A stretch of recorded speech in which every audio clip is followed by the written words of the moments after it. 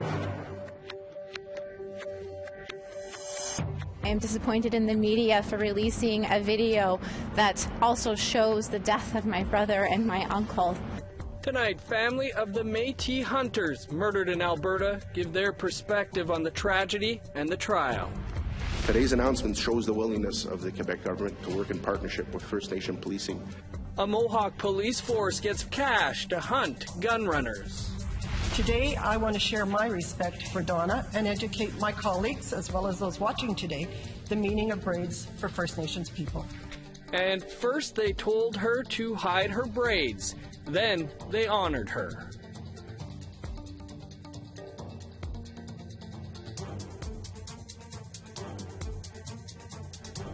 Good evening, I'm Dennis Ward. Welcome to APTN National News. Almost $500,000 will flow to a Quebec justice program aimed at addressing the overrepresentation of Indigenous people incarcerated in Canada. The Trudeau government announced the funding this afternoon.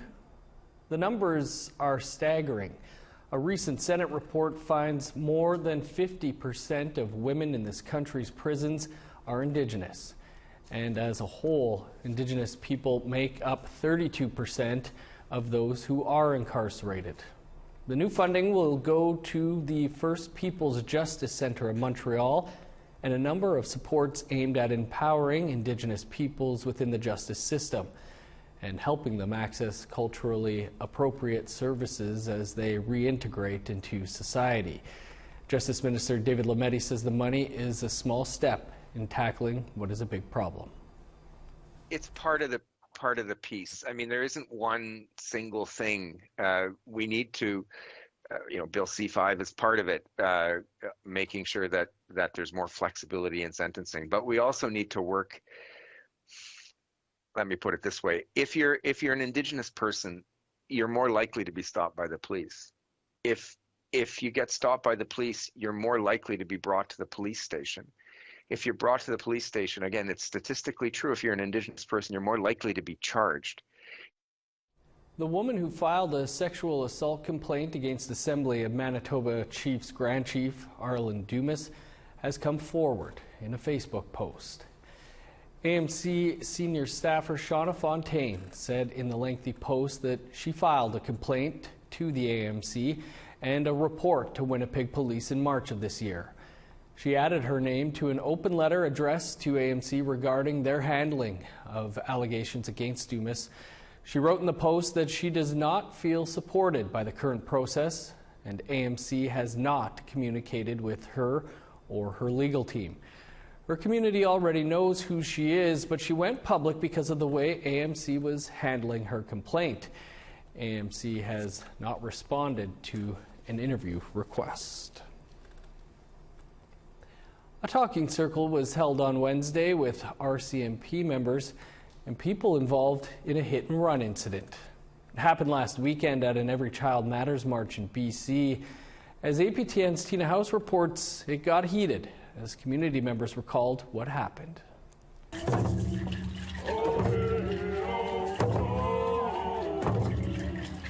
It all started last Saturday as over 100 people gathered to pay their respects to children being found in unmarked graves on residential school properties. They were marching along Lougheed Highway to the former St. Mary's Residential School near Mission, BC. There were elders, children, and kids in strollers and wheelchairs, along with members of the Crazy Indians Brotherhood walking alongside each other. Troy Ingraldi, who was directing traffic at the back, was the first to encounter a man in the blue truck. He stopped and got out of his vehicle and started cussing and yelling at me, started pushing me in my forehead, tapping my forehead, saying, "I want to see your permits, I want to see your permits." I said the permits were up front. I tried calming him down. He got angry and irate. I'm like, "You can't stop, like you have to stop, you can't go anywhere." And he said that I will run you over and everybody else too. He's like, "I don't care if there's kids on the road, I'll run them over too, keep filming me, make me famous." Troy says what happened next, he is still having a hard time with. When he proceeded to get in his vehicle, I still had my paddle sign up with the stop sign up, and he ran me over from the front part of his truck, the front left fender, hit me, and it took me under the truck and the tires spit me out, and I rolled onto the ground and I lay there for about a split second, And then I hopped up right away because I was scared that if I would have laid there any longer, because he had a smile on his face while he did it, that he would have ran me over. This video was caught just after witnesses say the man in the blue truck hit Troy and 4 others. In the slowed down video, you could actually see him hit 2 people. That truck did something over there. He's on film. Although his license plate was given to the RCMP, it was only after social media and news media reports that the driver actually turned himself in on Monday. He was let go with no charges, but his truck was impounded. At this talking circle with members of the RCMP, people are upset. Upset that the RCMP wrote a statement last Sunday stating that it was an impatient driver who drove through the group of peaceful marchers, although they didn't actually talk to the suspect until Monday. That statement was later removed off the RCMP website. My son almost lost his life. This woman almost lost her life. This man was run completely over. How much more evidence is needed? Kaylee McLaren was also at the meeting with the RCMP. She said she tried to stop the truck by pulling out in front of him. I begged and pleaded with this man. There's elderly, there's children, disabled people. We're marching for a purpose. This is Indigenous land. This man didn't care. He called us dirty effing Indians. He looked me in the face laughing, saying he was going to run my children over. This is not okay. It took you guys 3 days to get a hold of me because my brother had to tell you guys to get a hold of me after I gave my information to the police officer on scene. Although the RCMP mostly listened to everyone, we asked for an interview yesterday for this story, but they did not respond by the time this story went to air. The rest of the people involved are still waiting for RCMP to take their statements. Tina House, APTN National News, GM First Nation. We'd like to hear what you think about the RCMP's handling of this incident. Here's how you can continue the conversation. You can send your emails to us at news@aptn.ca or leave a comment on aptnnews.ca. You can also find us on Facebook, Twitter, Instagram, YouTube, and TikTok. Follow APTN News to join the conversation and see our latest stories.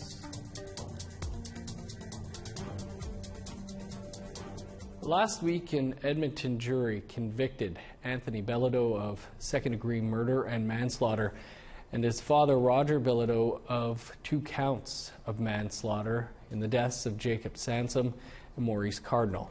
The victims' families spoke to APTN video journalist Chris Stewart on May 25th, before the verdict was reached, after some media outlets aired a video showing the moment the men were murdered. APTN did not publish that video. In this interview, they called out the media for unfair treatment of their loved ones who were murdered. We as the family of Jake and Morris, we feel as if the media is misrepresenting my brother, my uncle, in a way that is very toxic and biased towards Indigenous peoples. They're stating that we are violent drunks. They're stating that because they were drinking that night that they were deserving of such a horrific crime. They are trying to deflect from the truth.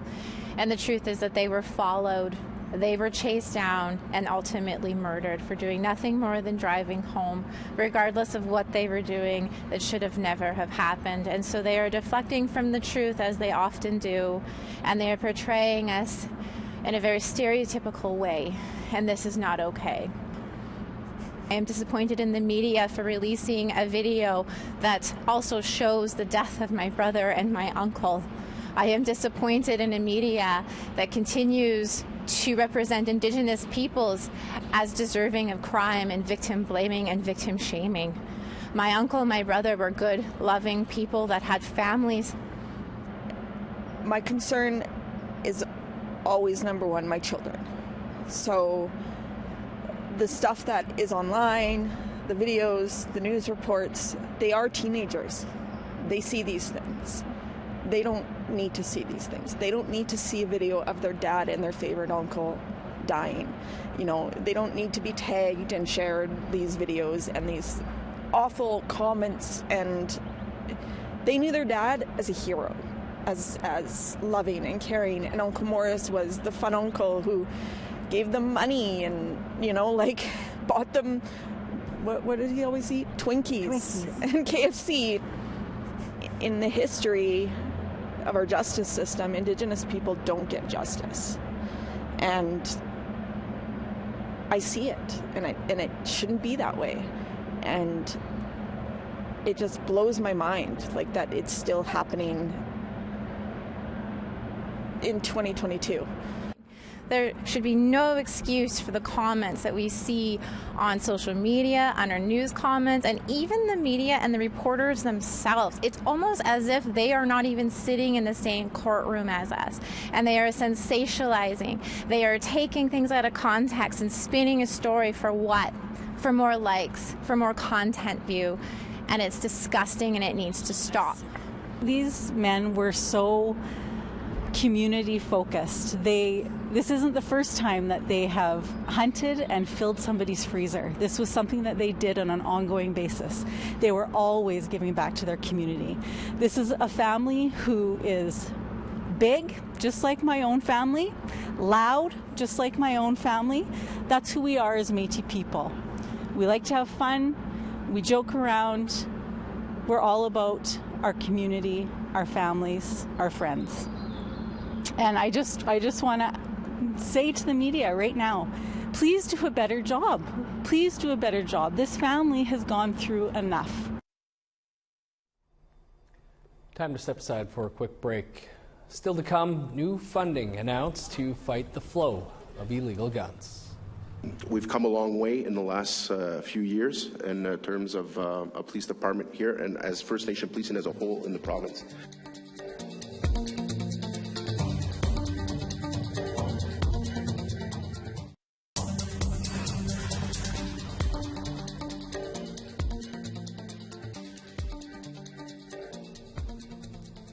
Welcome back. The Akwesasne Mohawk Police Service, or AMPS, is getting $6.2 million from Quebec's Ministry of Public Safety. The money is to stop illegal guns from crossing from the U.S. into Canada. The Mohawk Nation of Akwesasne straddles Quebec, Ontario, and New York State along the St. Lawrence River, making its waterways appealing to gun smugglers. This new funding will provide 5 additional AMPS police officers, a new boat, and snowmobiles, allowing the force to expand its river patrol. Funding is part of Quebec's $90 million crackdown on gun violence, dubbed Operation Centaur.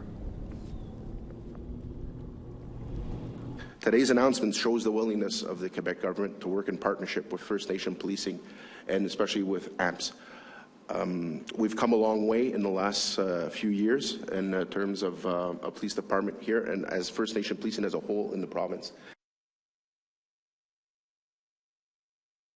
We are investing $6.2 million over 5 years to be able to hire 5 more officers for the Water Patrol, 1 boat, snowmobiles, VTT, to be able to have an additional Water Patrol, to be able to have this patrol 24/7.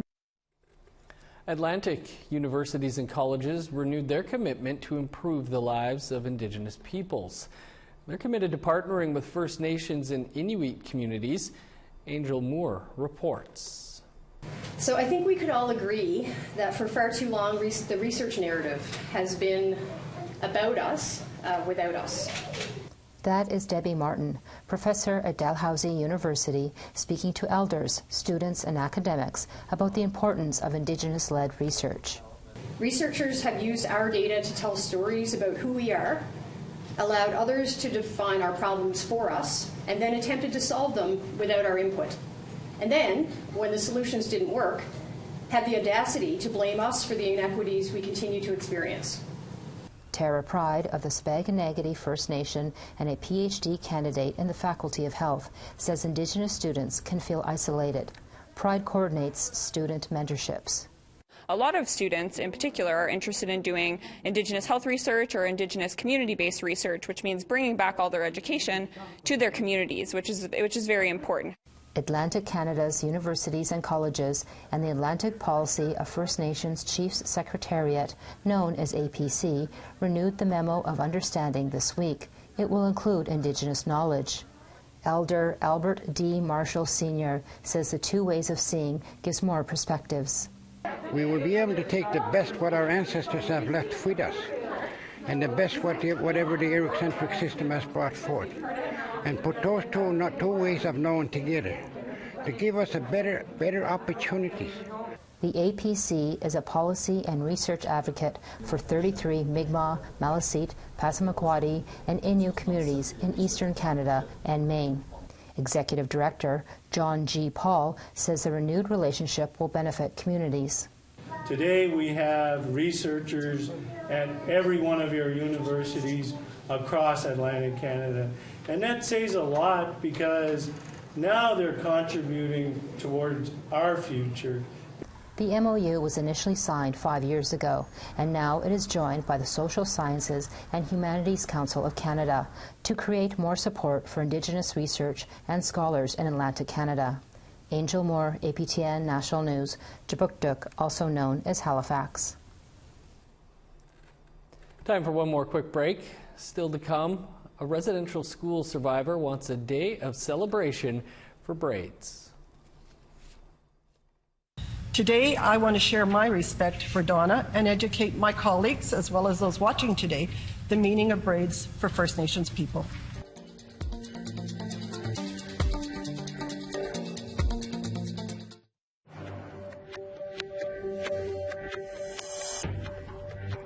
Welcome back. Time now for our photo of the day. Dave Menzies, a regular contributor, sent in this then and now photo. The one on the left is the Red River near Roseau River Anishinaabe First Nation in southern Manitoba just the other day. And then on the right is 1 year ago. Manitoba has seen record rainfall this year. You can send your photos by email to share@aptn.ca. Now let's take a look at your Friday weather forecast. Starting on the East Coast, 22 with showers for Halifax and Fredericton. Cloudy and 15 in Kuujjuaq, 7 with rain in Nain. 19 and showers in Montreal, 20 with rain for Val-d'Or. 19 and showers in Sault Ste. Marie and North Bay. 26 under the sun in Thunder Bay, sunny, and 21 for Sioux Lookout.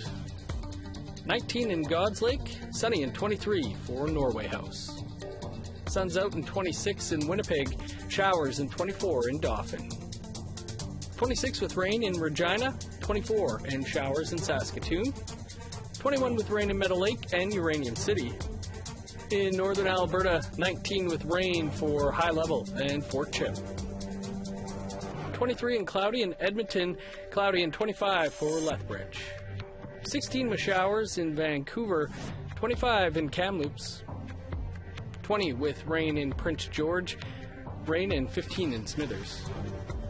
7 in Old Crow, 15 in Whitehorse. Sunny and 26 for Yellowknife, 15 with showers in Norman Wells. Plus 6 with rain in Sax Harbor, cloudy and 7 for Paulatuck.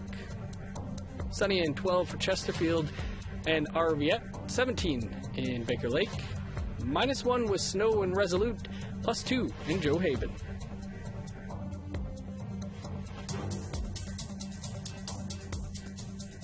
A residential school survivor who was told to hide her braids for a government photo ID was honored in Manitoba's legislature last week. Donna Desjarlais is a residential school survivor and went to get a new provincial hunting license last year, but was told to hide her braids for the photo. Desjarlais started wearing her braids as a stand against what residential schools took from her family and culture. She's been calling for a National Braids Day, and former Manitoba Indigenous Affairs Minister and MLA Eileen Clark honored her in the Manitoba legislature. Today, I want to share my respect for Donna and educate my colleagues, as well as those watching today, the meaning of braids for First Nations people. One of the many things important to Indigenous cultural identity is their hair. Hair is considered sacred and significant to who they are as an individual, family, and community. It is believed long hair represents a strong cultural identity. This strong cultural identity promotes self-esteem, self-respect, a sense of belonging, and a healthy sense of pride. Right on, Donna. Good for you. With the festival season just around the corner, you could expect to see Indigenous artists headlining summer gatherings like Indigenous Day Live. Our reporter Charlotte Moore Jacobs checks in with one Dene performer looking to do just that. So I would say, Drink Winzi Shilakat, Ininaha Humbilashi, Tetlik Gwichin Vajit Otini Vaji. Kiera Dawn Colson uses her voice and her art in what she calls adaptive storytelling. She's getting ready to hit the stage and sell her wares in Conco, California at the West Coast Function Fest, June 24th to 26th. I know that in my set I'll be doing a variety of storytelling, intergenerational storytelling, from drumming to legends to new music. And so I think it's important to remind people that storytelling is adaptable and diverse. And you know, there's going to be a lot of youth there, so I'm excited to not only perform for them, but to be able to share my story, hopefully plant some seeds of inspiration. I wanted to incorporate the roses. The Tetotine Gwichin multidisciplinary artist and motivational speaker has been an advocate for years, working on issues like environmental protection, MMIWG, decolonization, and more. She says her success is never in competition with anyone else. Most of the lineup are, you know, Indigenous people, people of color. I think it's really important that through colonialism, we find the common grounds that we have with each other, and art is such a powerful tool and medium to bring people together through the diverse histories. So personally, like, as much as I love to get on stage, and I'm honored to be able to be there to represent Dene Day and my people, and most importantly my mom, I'm excited to be an audience too, and to be there to support my peers. Coulson, who hails from Yellowknife, wants to share her message that just because a person comes from a small place, it doesn't mean their expectations of themselves need to be small.